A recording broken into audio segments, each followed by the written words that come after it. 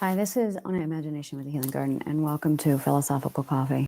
So, I am an ontological physicist. That is what I do here. And I'm currently working through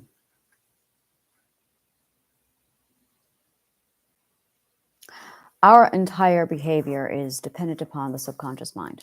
We behave because our subconscious mind is wired a certain way. The wiring is 100% composed of the events of our lives, which, when accrued, accumulate data that we then can utilize to form our behavior. This happens so subconsciously that we don't even know it's occurring. And we have the ability to become consciously aware of it and control it.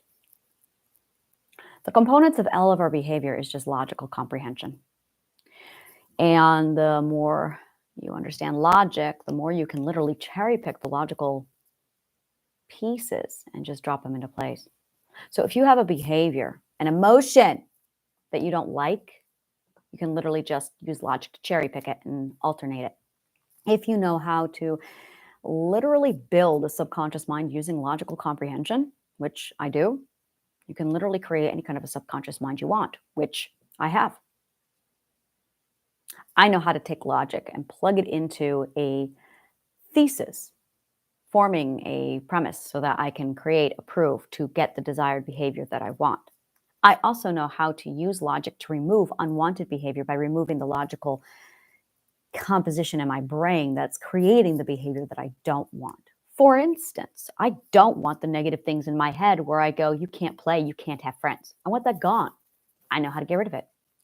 The reason why it's there is because I have A, B, and C that is serving as data points in my brain to create A, B, and C that result in my thoughts, which become my behavior. Now, a lot of people who are uneducated try and force and manipulate thoughts to change their behavior. That's not smart, and I'll tell you why. The first reason why that's not smart is because you are manipulating your subconscious mind. You want to know what happens when you manipulate a subconscious mind? The subconscious mind is not stupid. The subconscious mind knows when it's being psychologically manipulated, even by its owner. So when you try and force and bully your way through your own subconscious mind, you are hitting the self-destruct button. Stop fucking doing it. When I hear about people who use positive affirmations to constantly try and dose themselves and all they're getting is, it's not working. Well, that's because your subconscious mind knows you're bullying it. So you're hitting the self-destruct button over and over again, increasing your fear. And now your subconscious mind is on self-destruct mode.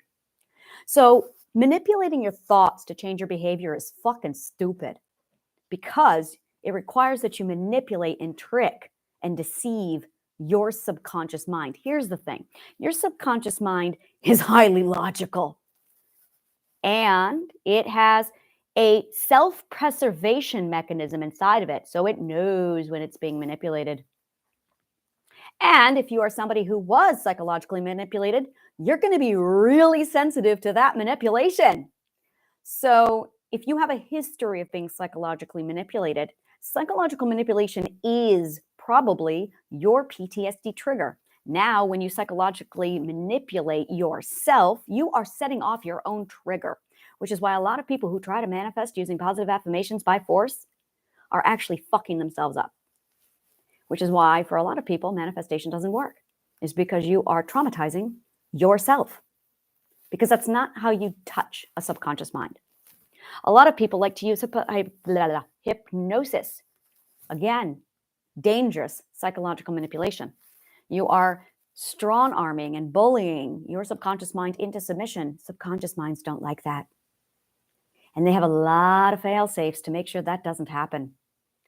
And in a lot of cases, you end up fucking yourself up even more. So how do you alter your behavior if not by changing your thoughts? Well, you got to go back further. Your thoughts are a symptom. Whenever you handle symptoms instead of a catalyst, you're not actually handling the problem. You have to go back to the catalyst. So you have something called a catalyst, which is the thing that sets off the chain reaction. And then you have the chain reaction. The chain reaction is very much a sequence, a series of events or actions that occur very much like because A happened, B happened, because B happened, C happened, because C happened, D happened. It's a chain reaction. And B is always a symptom of A, C is always a symptom of B, and D is always a symptom of C. Now, if you do not address the catalyst, you can fix C all you want, but it's going to come back because B exists and it is designed to put it there. This is logic. So you have a thought, which is probably closer to L in the lineup. You don't like that thought, you don't need to touch L. You don't like your behavior. Behavior is more like Z. So it starts off with a person at the end of the chain reaction line where they don't like Z. They hate their behavior. So they will try and change L, which is their thought process. And M keeps setting off L. Wait. K keeps setting off L. And because no one is looking at K or anything prior to K, they keep fucking with L. And as a result, you have to keep working on your positivity. Well, this is why. It's because you are in the wrong line about the chain reaction. You're focusing on a symptom. It's like going to a doctor and saying, I have a problem, and they just put a Band-Aid on you. And then they send you home. When they don't address the fact that you've got a virus inside of you, they just put a Band-Aid on you and send you home. And that's what you keep doing. You're just putting Band-Aids on yourself. So if you really want to solve a problem, you actually have to go to the catalyst. The problem is almost no one knows what the catalyst of all of this shit is. I do, because ontology. So the catalyst of this gorgeous chain reaction is logic. So if you go back to your logical data, you can literally just choose and pick whatever and drop it in. Your logical data points, you have 3 of them. You have your experience, you have your information, and then you have logical deduction, which is what I like to call expansive thinking. Now, most of us form our data points from experience. So if you were beaten, you probably do this a lot. You probably flinch a lot. That is because you received a lot of data point from experience that tells you that if you do A, then B will occur. The being hit is the catalyst. And when you receive that experience, it does a whole lot of things in your head. It sets up a lot of chain reaction. The thing is, being hit is actually the catalyst. That's what a lot of people think, is the abuse is the catalyst. No, it's not. The abuse is a symptom. The abuse is a symptom. The catalyst is your parents. Your parents is the one who fucked you up. Even if they were good people, they were probably bad parents, because if they had done their job properly, you would be fine. Abuse is a symptom. People who are raised properly know how to avoid abuse. In fact, people who are raised properly don't find or attract abuse because they were raised properly, which means your parents fucked you up. Parents always fuck you up because they are the catalyst. That's what the word parent means. Parent means that they are the source. Parent means source. So if you are attracting a lot of abuse, you are needing to go back to your parent of the problem, which is your parents. It's in the name. So when you start looking at your experience, your information, as in things that people told you in third person versus your logical comprehension with expansive thinking, easy fucking peasy.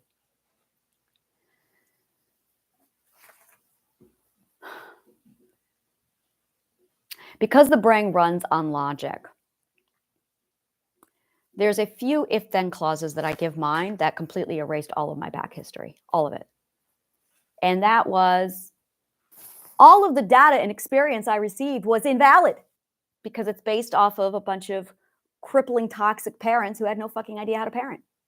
So I was able to completely erase 100% of my trauma experience with the logic of that is invalid data. The mind will reject invalid data.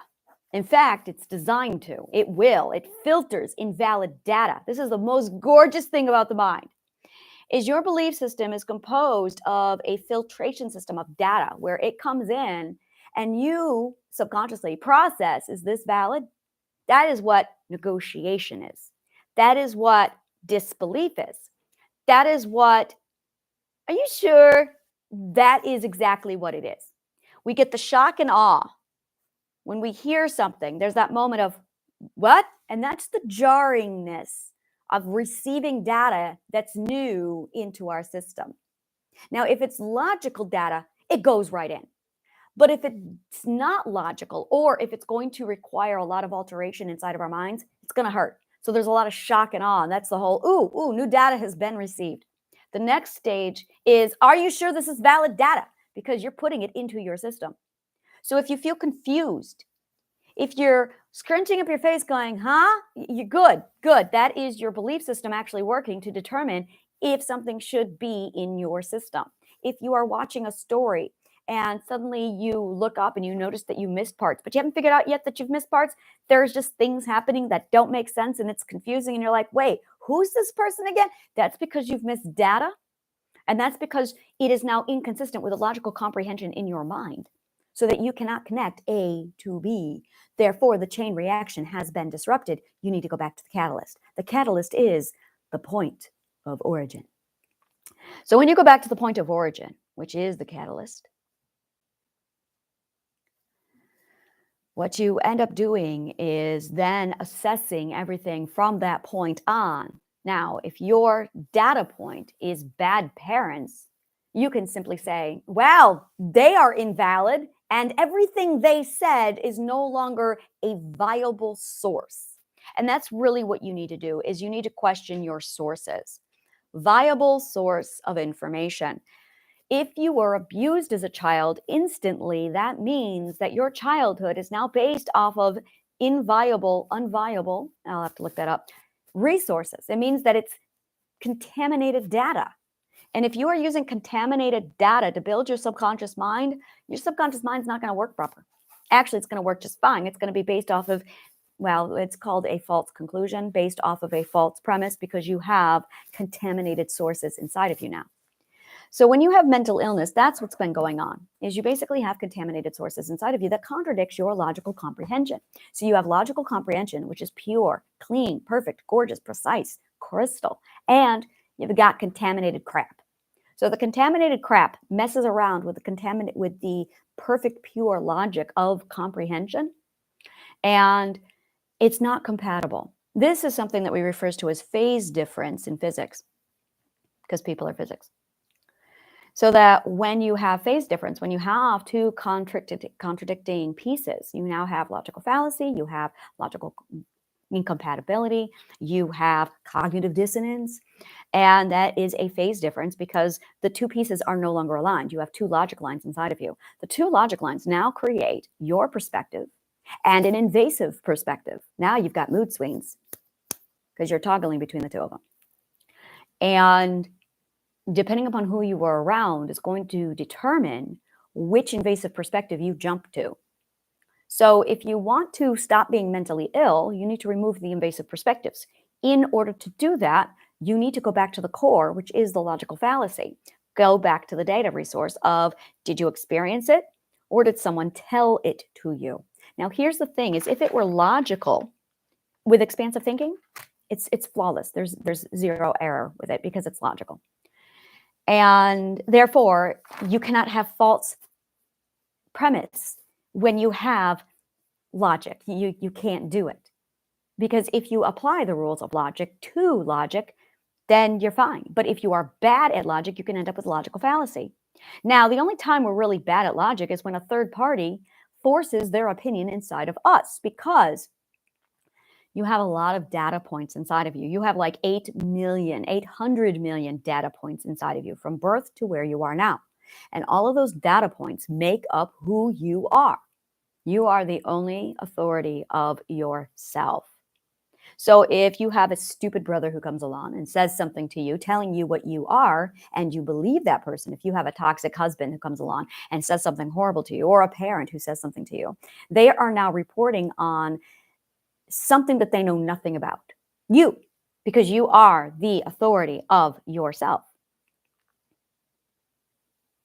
So when you realize that a lot of your toxic thoughts are actually coming from uninformed, idiotic third parties who know nothing about yourself, they are now classified as an invalid resource, and you can throw them out. And your logic will do this. When you use deductive reasoning with your subconscious mind clings to it. It's gorgeous like that. When you have experience, the brain, the subconscious mind, uses that with 3 primary data points. Experience is made up of what took place, how it made you feel, and avoid it. Basically, a preventative measure. Now, this was created at X point of time in your life. There is something that is not calculated at that point: your rate of growth and your learning. If you did not put your rate of growth and your learning into the event at the time that the event took place, it's not going to be there. So if someone were to abuse you and it makes you feel bad, then your subconscious mind will compute that that is something to avoid for self-preservation, to keep you safe. But if something happens to you and you decide to learn from it, suddenly your brain reads that as, oh, we're going to alter and change without self-preservation. So you have 2 ways of changing. You can either avoid with self-preservation, which is rewiring your subconscious mind and your nervous system, therefore you have a mental illness, or you can learn. If you learn, your subconscious mind goes, oh, we're learning, so we don't have to switch over to rewiring the subconscious mind and create a mental illness. We're good. Learning literally prevents mental illness. It's really fucking cool. So you have self-preservation versus learning. And if you don't learn, self-preservation takes over and it does the rewiring for you. When you problem solve and learn, mental illness doesn't occur. So in order to go back and correct mental illnesses that you have to apply learning to those situations. It's not difficult. It's a simple few steps. You basically go back to the beginning and you have to not rewire the history. And this is, a lot of people will say this as, oh, you have to rewrite the history. You have to replay it and determine how you would handle it. Oh, okay, shut up with your wordy garbage and let's simplify this. You just need to learn. You need to take the trauma and turn it into a teaching source. When you do that, it's good. So you'll want to ask the questions. What happened to you? How would you do it differently? What did you learn from the experience?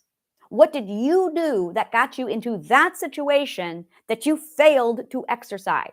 And how would you do it differently? Once you have the logical comprehension of the lesson, the trauma goes away, which is why therapists try to walk people through past trauma during shadow work. They're just really dumb and traumatic about the way they do it.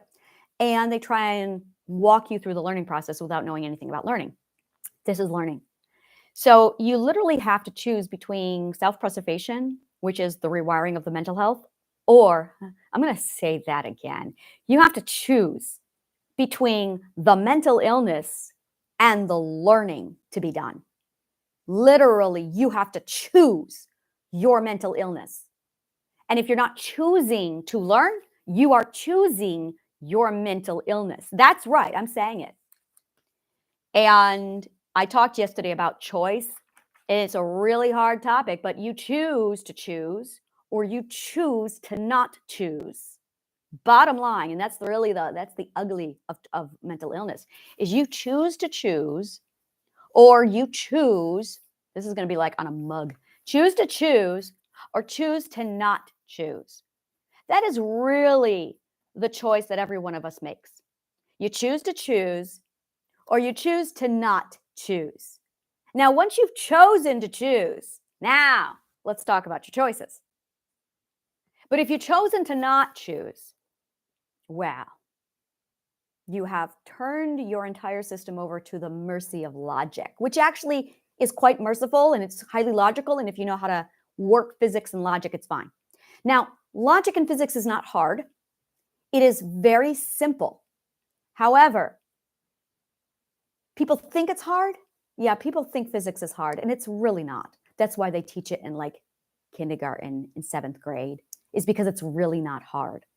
You don't need to be a rocket scientist, literally, or an astrophysicist to know basic physics, to know how to function your body and your mind. You don't. You just need like Newton's laws of physics, which is literally like basic physics. And even then, it's just knowing that you choose to choose and understanding that potential energy, when stored, creates mental illness and rewires systems. So you have to transfer the potential energy over into kinetic. You have to do something with your stored energy. And if you don't, science does it for you. So you have to choose to choose. When you choose to choose, your choice is mental illness or learn. And these are your choices because it's about self-preservation. So self-preservation kicks in when you are abused. And it's only there if you don't learn. If you learn, you're fine. If you learn from the abuse, you're fine. It's amazing. It's really amazing. When you go back to your old traumas, you just need to show your subconscious mind the logical lesson of how you have grown. That's all you're doing, is you are using logic to logically prove to your subconscious mind your rate of growth. Look, I wouldn't do that again because I have 40 years experience in my life. I would never repeat that situation. I will use discernment going forward, or I will use learning, logic, and comprehension to get the answers that I need to prevent abuse from happening in the future. Subconscious mind, which runs 100% on logic, goes, okay, takes all of that in, and it's good. The more you practice choice, the better you are, literally. And when you choose learning over self-preservation, mental illness doesn't exist. The problem is self-doubt. But self-doubt comes from a lack of choosing. So ironically, the more you choose, the less doubt you have, the more confidence you have. Self-authority and confidence are 100% results of choosing. So if you want confidence, choose. If you want self-authority, choose. If you want power, choose. And when you choose to learn, it completely changes the game.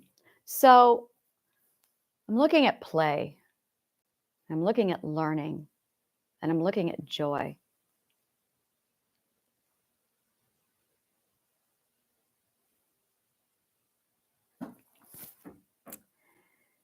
And I am not good with those things. Every time I tried to play when I was a child or anywhere, I was abused for it. So play in my brain equals abuse, equals abandonment. Fun is dangerous. That's what I have in my mind. Because when I had fun, it pissed off somebody and I got beaten for it because I wasn't allowed to have fun because they weren't having fun or they weren't included. So when I feel fun, I feel threatened. I would go to parties and events and I could only be there for maybe 20 minutes before I started to feel like I was going to get beaten.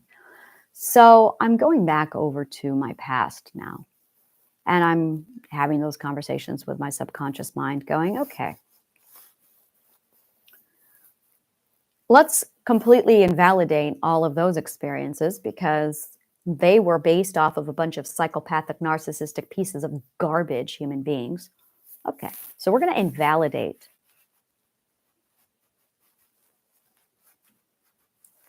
the abuse-sodden experience because that is not a valid data point.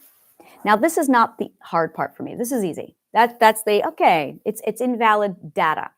That asshole and that asshole and that asshole are not viable resources of data. I am a nonconformist, which means that when I have fun, there's a lot of people who don't like my fun, specifically conformists. So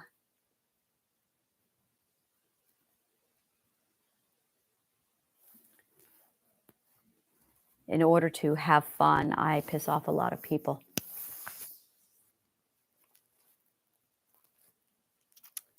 But what I need to do is, in addition to invalidating the data and removing it, I still have to plug something in. And this is where I struggle because the something that I have to plug in can't be based on any experience or data because I don't have any. So I have to invent a logical if-then clause to plug into my logical brain of comprehension to accept, embrace, and love play. Now I just got to rationally, logically figure it out. And when I do, my logical brain will eat it up and go, yes! And I will feel it plug into my AIDNS and I will go, whoa, things just changed. It is instantaneous and it is fucking awesome. So this is what I'm doing right now is I'm reprogramming my AIDNS. That's what I'm doing. This is how I reprogram my AIDNS. My AIDNS is literally a computer that the programming is based off of a collection of if-then clauses that define all of the components of myself.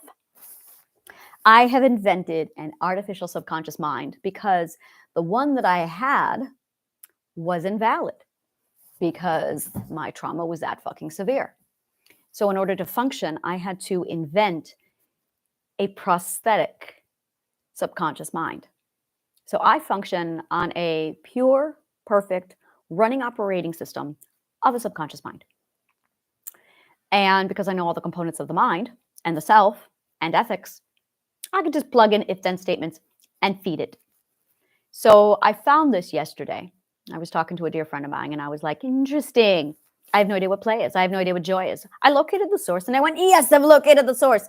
But now I'm sitting here going, okay, so what's the problem? Well, I know I need to invalidate the experience because that data is garbage. So let's remove that data. Now I need to plug in the component. So what I want is play, joy, and fun. Now, my first thought to all of this is, well, what the fuck is that shit? I don't know. They are undefined variables. So I need to understand what they are for, their purpose, why we need them, and what they do. Yeah.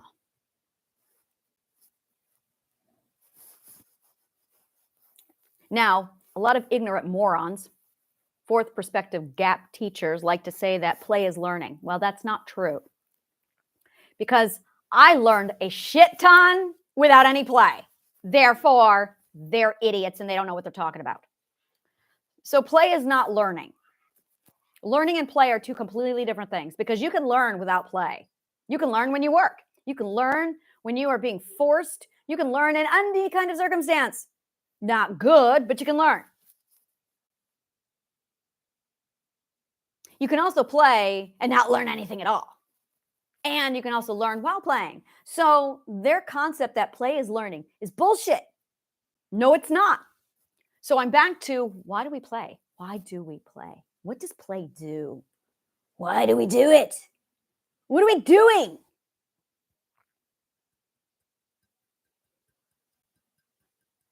Why the fuck do we do it?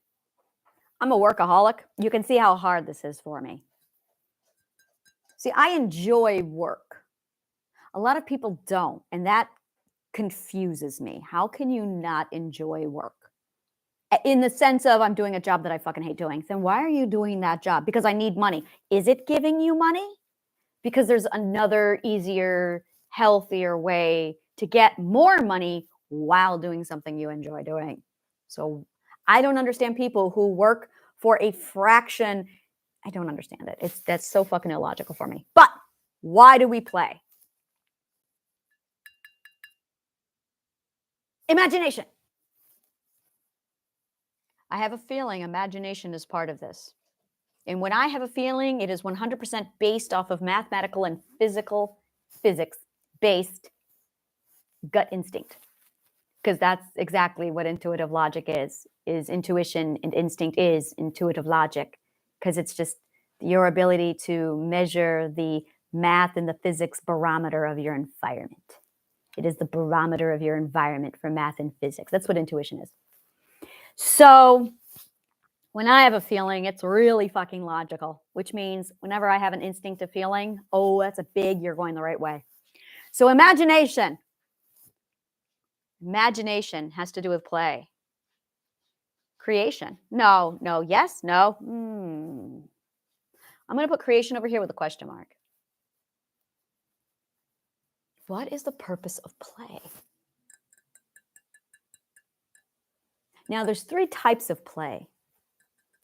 There is the type of play that's adventure exploration.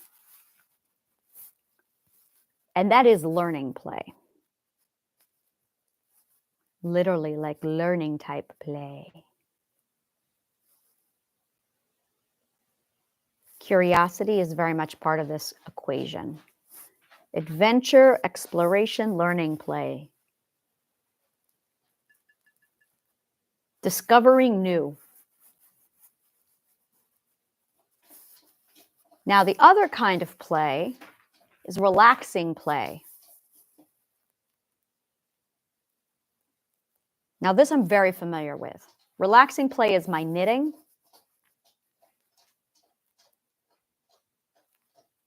And this is just joy. What joy do I get from knitting? Freedom. I would say freedom is play. Freedom is a huge part of play.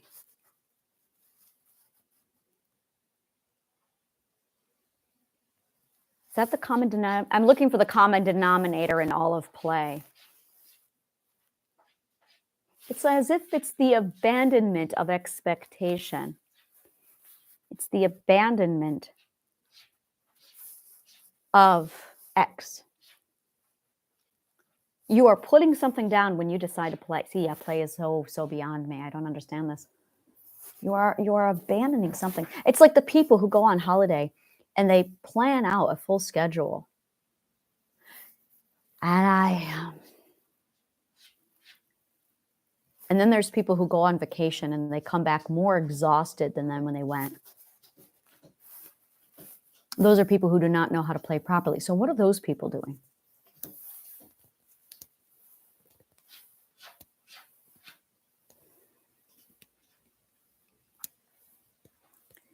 If you don't have play, oh, here you go. We'll go with the opposite. This is a great way to figure shit out. If you don't have play, you have work. You burn out. So play is rest. Play is change.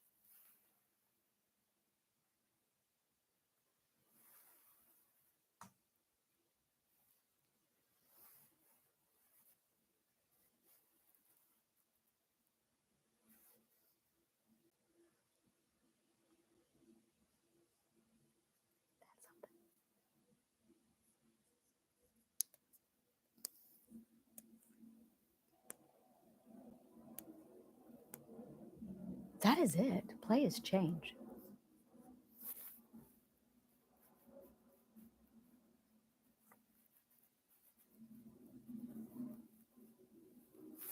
That is something. That is something.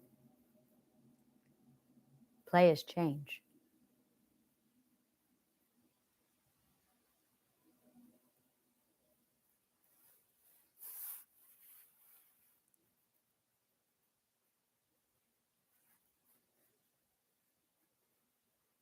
Something different.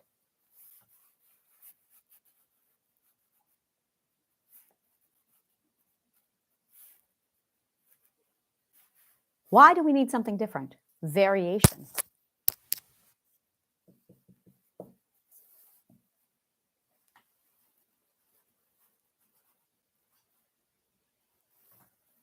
Repetition. That's what hell is. Repetition. Stephen King.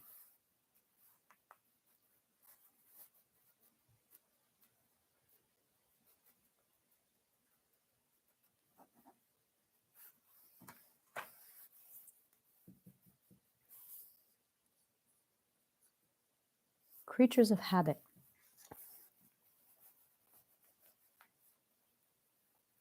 Variation.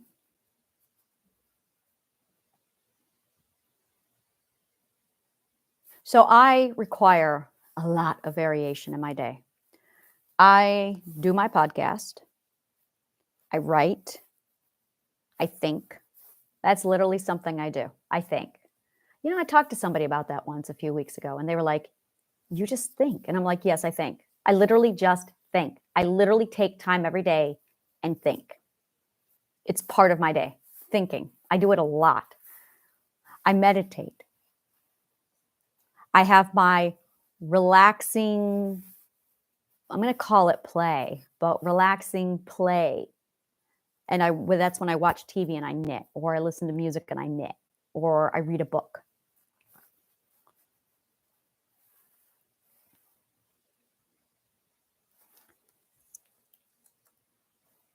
And then I study with my math and my physics. So I do a variation, 1, 2, 3, 4, 5, of 6 things every day. And it's on a cycle. 6 items. Now, when I had a day job, shoot me, it was 2 things every day. Oh my God, it was hell. So one of the things I realized was I required a variation. I required a plethora of change throughout my day. This is mandatory for my mental health. It is for most people, but most people don't realize it, that you require a wide variation of things every day. And that if you are just toggling between 2 things every day, oh my God, I need at least 6 completely different things. And that is my rotation. And this is literally my pattern and my cycle. And in addition to that, play would be breaking out of the cycle. It's escaping the cycle. Now, what you are doing when you escape the cycle, boom, boom, oh my God, I see it now. Oh, I love this omniscient point of view. I just shifted. I didn't shift. I spanned out. And I immediately went from looking at it from this way to looking at this way, and I can see it. So that's basically the first, ha ha. So this is basically the first perspective when you're in the comfort zone. Work is the comfort zone. And the second perspective is when you go on an adventure. So what you're actually doing when you play is you are going on an adventure.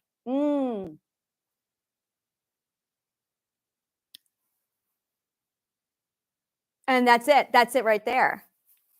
So it's work is the comfort zone of repetition. It's breaking the cycle. It's definitely breaking the cycle. Why? Why do we need to escape the cycle? Why do we need to escape the cycle? We're creatures of habit, but we have to get away from it. What? Because of balance, because you have to indulge and avoid. Integration.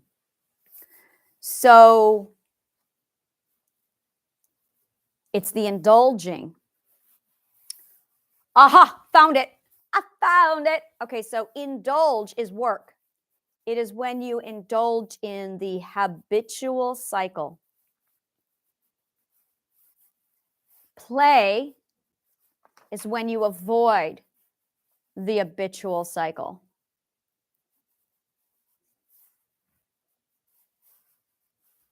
Okay. And life, ha ha ha, is when you integrate both work with play. There you go. Now, this is where people get things confused. They're like, oh, your work-life balance or your work life. Wow. Wow. That's what they say, isn't it? Work-life balance, which implies that you live when you're not working. Wow. Change your job. If you think in the terms of work-life, yeah, you need a new job. Yeah. So you have an habitual cycle, and that's your indulge. When you step out of the habitual cycle, you're avoiding. When you play, you're avoiding. A lot of workaholics, see, this is where I am, indulge in the habitual cycle, and because we are creatures of habit, we get stuck there. Stagnant. You see that? And one can say again, we're back to the, well, play is learning. See, it's not, and this is what bothers me. Play is not learning. Learning is the back and forth. Learning is not play. Learning is the swinging pendulum from indulge to avoid to integrate, indulge, avoid, integrate. It's not all of play is learning. No. You've missed the point. You're not looking at the big picture. This is the kind of shit that results from people seeing everything in life through a first-person point of view. They're not spanned out to understand the full big picture. They're looking at a single component. So they're looking at one of three components, making a conclusion, and it's false because they're only looking at one component. There are three components to learning. It is indulge, avoid, and integrate. And a lot of people only focus on one of the three components and say, that's learning. No, learning is the process of juggling all three, of balancing and integrating the indulge and the void, and that's growth. It is the process of knowing when you've indulged enough and you need to swing over to avoid and indulge on something else. Every one of these stages, you are indulging and avoiding something while learning. But it's not that that's teaching you. It is the process of shifting from indulge over to avoid, to getting an alternate experience, and then integrating experience A with experience B to give you the lesson. So it's not until you have reached the point of indulgence on either side that you finally can integrate the comprehension. It's the process of passing between all three stages. There are three stages of learning: indulge, avoid, integrate. Educators don't know this because they're not ontologists. So as a result, they focus only on one of these three aspects, having no fucking clue what they're doing. So they use, I told you there's three data points. There is experience, and then there is information and logical deduction, expansive thinking.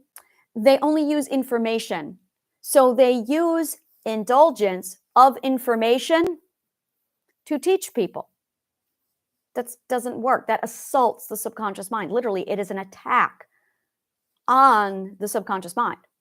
The memory is a catalog, a record of this is your life. It's just the records.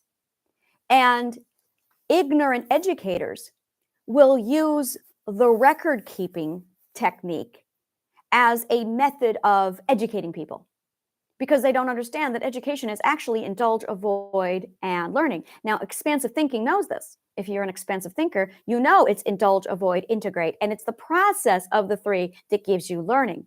But if you lack this information, then you default to okay, we're going to assault the memory base of the mind and just indulge on a bunch of information, hoping it will stick. And we're going to manipulate that. Literally, it's psychological manipulation to cram forcefully a bunch of data into your record keeping, which is your past. And that's why everyone's parroting a bunch of bullshit, and poorly at that, is because we're under attack by our own teachers. That's why. So with work, play, and this is what we mean by work-play balance, it's actually indulge, avoid, and integrate. You have to integrate the balance. You have to shift between the repetition. So now that I understand the big picture, now it comes of, okay, so what do you do to play? Well, logic says that it would be the complete and polar opposite of indulge. So when I'm working, what am I indulging in? Logic.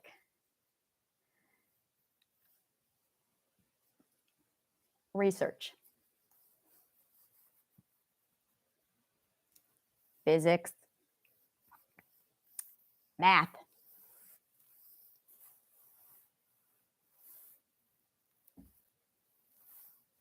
Observation.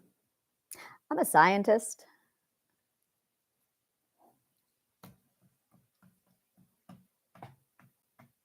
Assessment.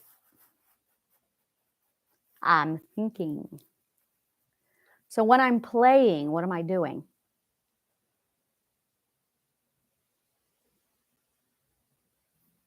I would say not think. I would say for me, my play would be not thinking, because that is the complete and total opposite of my work. I'm thinking, I'm not thinking. Oh, it would have to be sporadic. Oh, that would be hard for me. Sporadic. Well, that does explain Sunshine Imagination Adventures. I love Sunshine Imagination Adventures. Yeah. I feel fear in me. Why do I have fear in me? Because the last time I did that, I got hurt. Oh, I see. I'm avoiding because this makes so much more sense. See, this is why you need to know this shit, is because when you know this shit, you can see it in your own pattern and go, oh, that makes sense. And you turn your trauma into a problem solution center so you can fix your problems.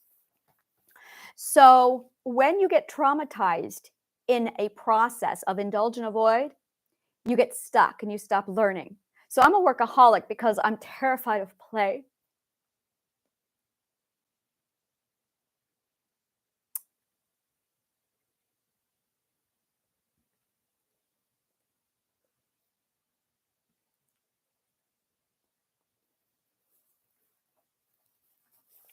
My partner is doing the same thing right now. We both got hurt when we played. So we're now both working to avoid the play.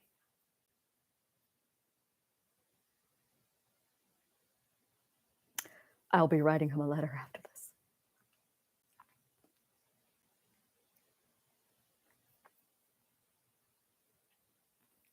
I do believe I just found the core of my pain.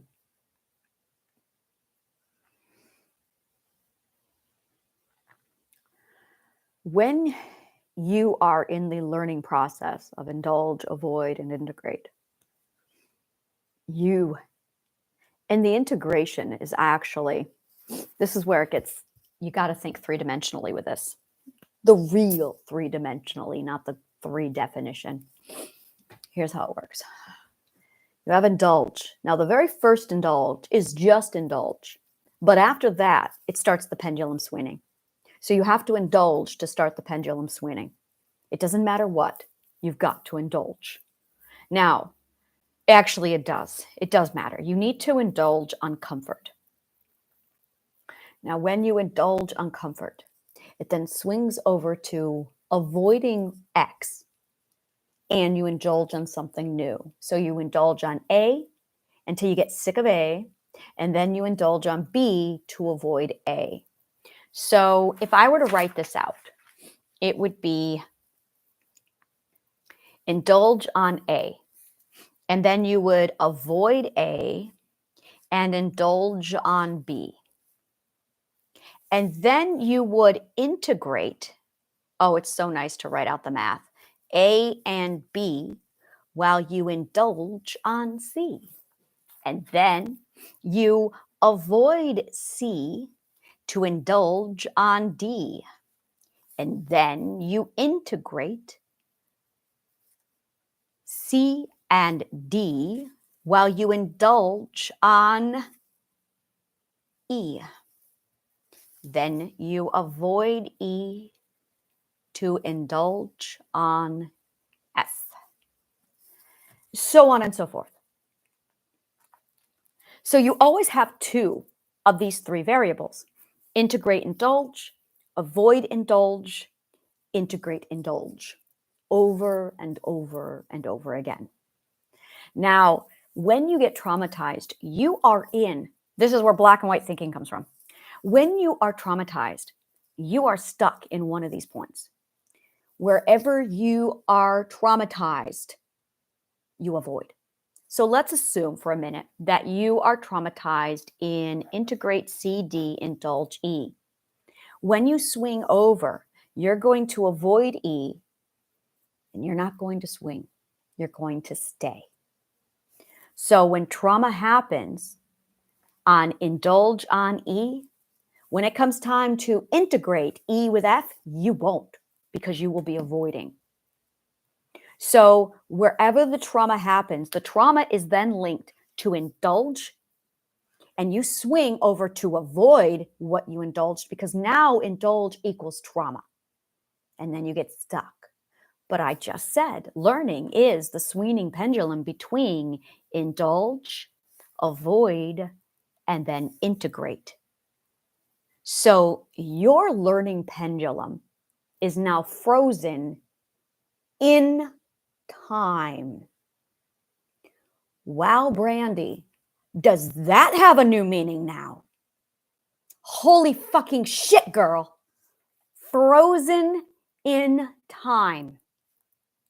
Time is perspective. And perspective is one of these periods of indulge, avoid, or integrate, indulge. Therefore, no matter how I look at this, we always freeze during the avoid. We always freeze during the avoid. Period. Because you won't integrate. Because if you are indulging on D to avoid C, then you're going to swing over to C and stay there, and you're not going to integrate. But because it's the first time you've been exposed to it, first time exposure, oh, that's everything. First time exposure. The first time I was exposed to,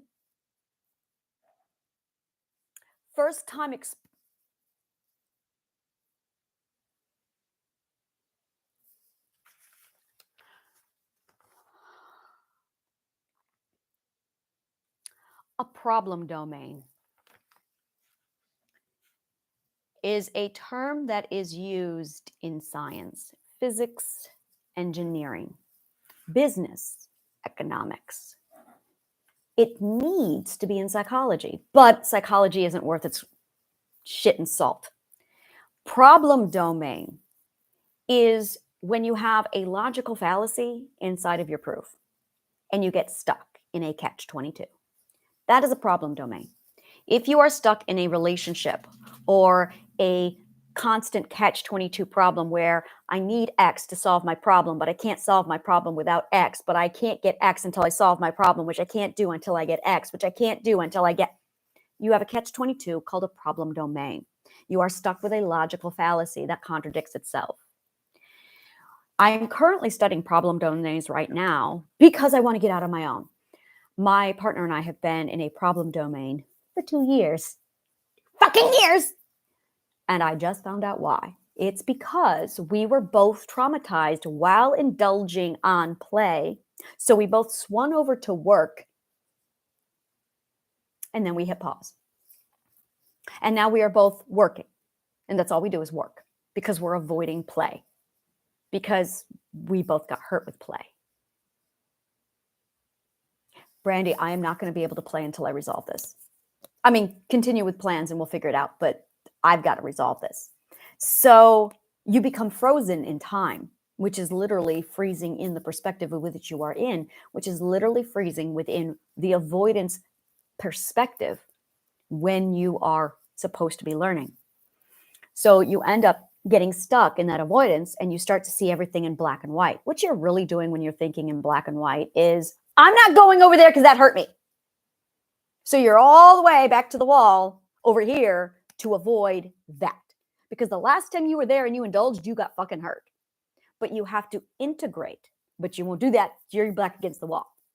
So you have disrupted your learning system. This is your learning system, by the way. I probably should have started with this is your learning system.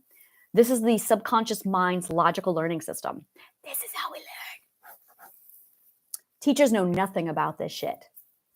Learning system. This is it. And it is the process of going from A to B to C that allows you, it's actually A to B to C. A to B to C. So it's A, B, C, A, B, C, A, B, C. There you go. I'm going to say A, B, C. It's actually on 6. Yeah. So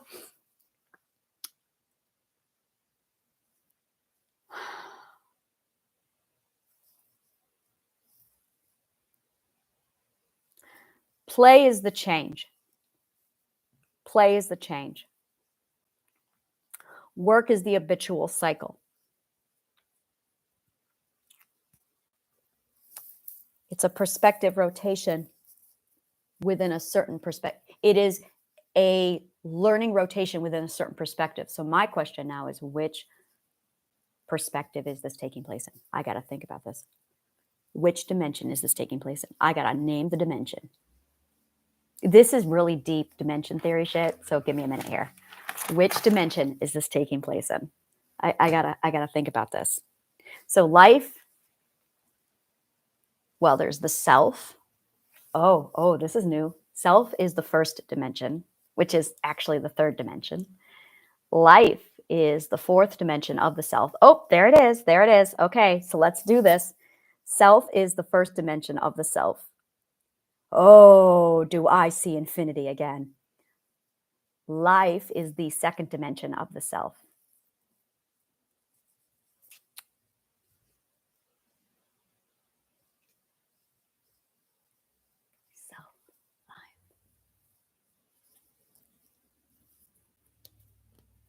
Learning. Life is not the second dimension. Life comes later. Life is like the end.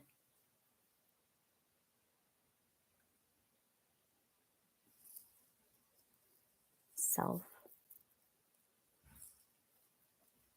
I want to say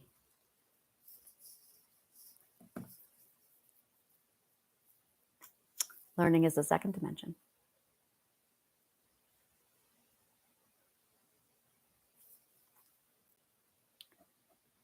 Oh, son of a bitch. The you of I is the second dimension. Oh, wow. The they of I is the third dimension. Wow. And the all of I is the fourth dimension, which is life. Fourth dimension, which is all. We are universes. Okay. So the self and then the learning is second. And that's the you of I. Which is why it's revealing itself to me now. Oh, which is why it's revealing itself to me now. Wait. Or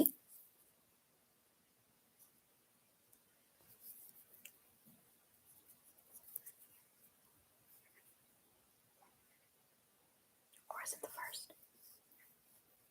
Oh, I'll have to figure this out. Oh, I'm going to have to sit down with some math to figure this out. This is going to require math. Okay.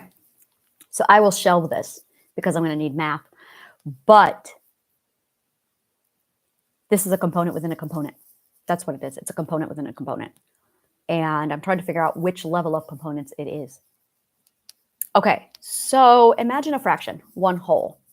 And then we've broken them down into 1/3, 1/3, 1/3.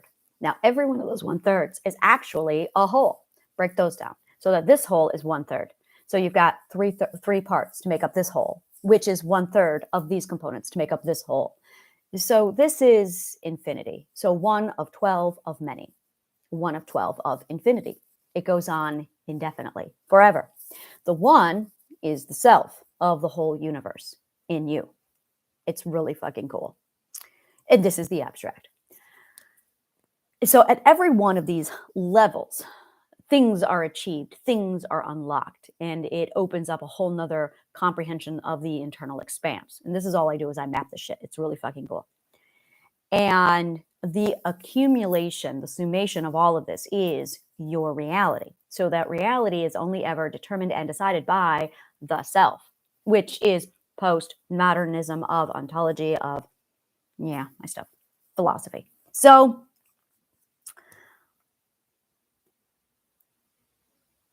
play is simply doing the opposite of work. That's it. It's doing the opposite. It's doing the opposite. So if I indulge in X, it's important that you do the opposite of X. So if I'm thinking, then for play, I need to not think. Which is why Sunshine Imagination Adventures was like the best part of my life.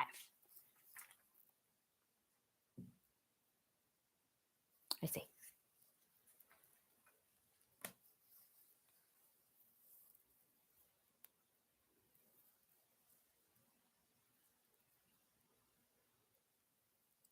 I see.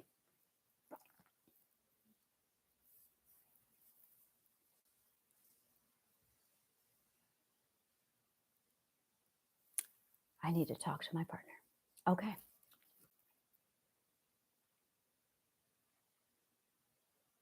So, exposure therapy to play. Thank you so much. This is going to be like multiple parts while I continue to dissect this. So thank you so much. And may the kindness of words always find you.